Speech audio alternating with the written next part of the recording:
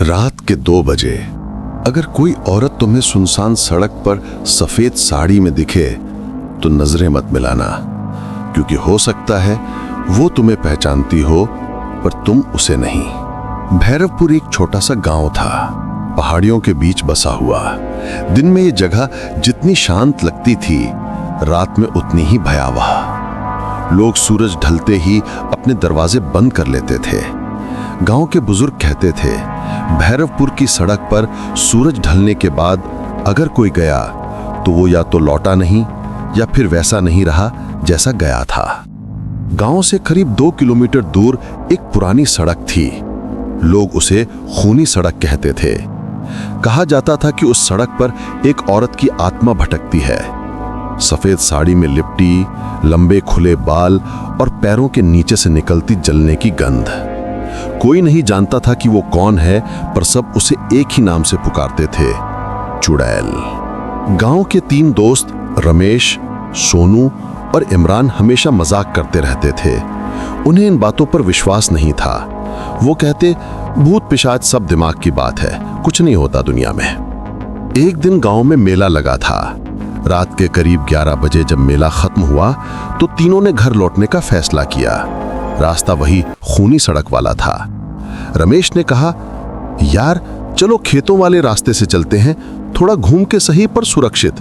सोनू हंस पड़ा, अरे डरपोक है तू रमेश, चुड़ैल वुड़ैल कुछ नहीं होती, चल उसी सड़क से चलते हैं, आज देखेंगे कौन है वो। इमरान बोला, सही कहा, आज डर को खत्म करते हैं। तीनों ने अपनी बाइक उठाई और निकल पड़े। हवा ठंडी थी, दूर आसमान में बादल थे और कभी कभी बिजली चमकती थी। जब सड़क की शुरुआत आई तो चारों तरफ सन्नाटा छा गया। पेड़ ऐसे हिल रहे थे जैसे किसी ने धीरे धीरे धकेल दिया हो। कुत्तों के भौंकने की आवाज भी वहां पहुंचकर गायब हो जाती थी। बाइक की लाइट टिमटिमा रही थी। रमेश बोला, यार बाइक में पेट्रोल तो है ना? सोनू ने कहा, हाँ भाई सब सही है। लेकिन जैसे जैसे वो सड़क के बीच में पहुंचे, बाइक अचानक ठक करके बंद हो गई। अबे क्या हुआ? इमरान बोला, पता नहीं, शायद इंजन गर्म हो गया। सोनू ने बाइक नीचे उतारी। तभी सड़क के कोने से किसी के पायल की छन छन की आवाज आई। रमेश का चेहरा उतर गया। किसी ने सुनी क्या? सोनू हंसने की कोशिश करते हुए बोला, अरे हवाए बे, तेरा वहम है। लेकिन फिर वही आवाज, छन छन छन, और इस बार ज्यादा पास। तीनों ने टॉर्च ऑन की। पेड़ों के बीच कुछ हिला और फिर दूर एक औरत दिखी, सफेद साड़ी में, बाल खुले हुए और सिर झुका हुआ। सड़क के बीचों बीच खड़ी थी वो। रमेश ने धीरे से कहा, भाई चलो वापस चलते हैं। सोनू हंसा, पागल है क्या? शायद कोई औरत फंसी है, मदद मांग रही होगी। वो आगे बढ़ा। औरत ने सिर धीरे धीरे उठाया।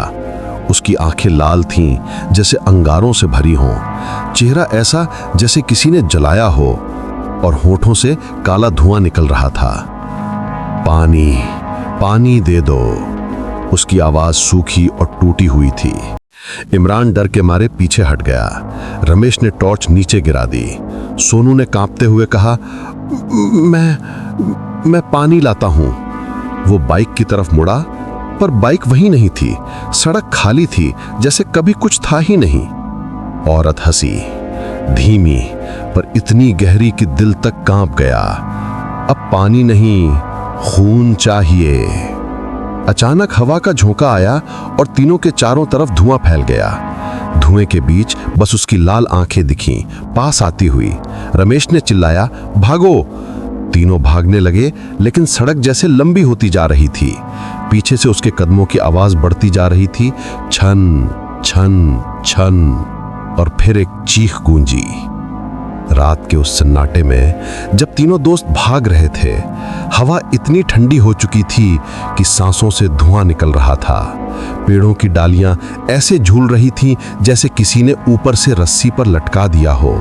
चारों तरफ अंधेरा था, बस आसमान में कभी कभी बिजली चमकती थी, जो कुछ पल के लिए उनकी सूरतें दिखा देती थीं।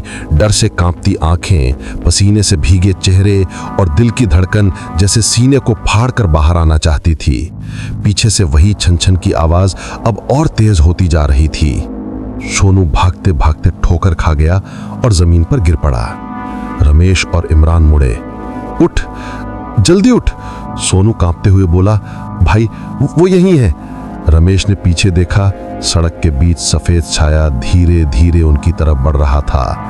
अब वो पूरी तरह दिख रही थी, चेहरे पर जलने के निशान, आंखों में अजीब सी चमक और होठों से टपकता हुआ गाढ़ा काला तरल। उसके पैरों की दिशा उल्टी थी पर चाल इंसान जैसी थी। वो मुस्कुरा रही थी। इमरान ने जमीन से एक पत्थर उठाया और पूरी ताकत से उसकी तरफ फेंका।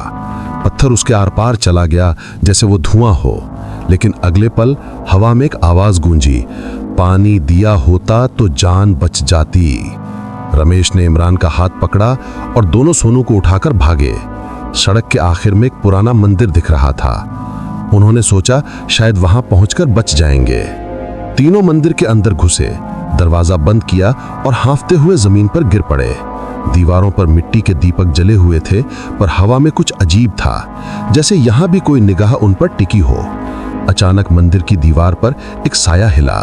वो चुड़ैल नहीं थी, बल्कि उसका धुआं, जो धीरे धीरे दीवार से उतरकर फर्श पर फैल गया।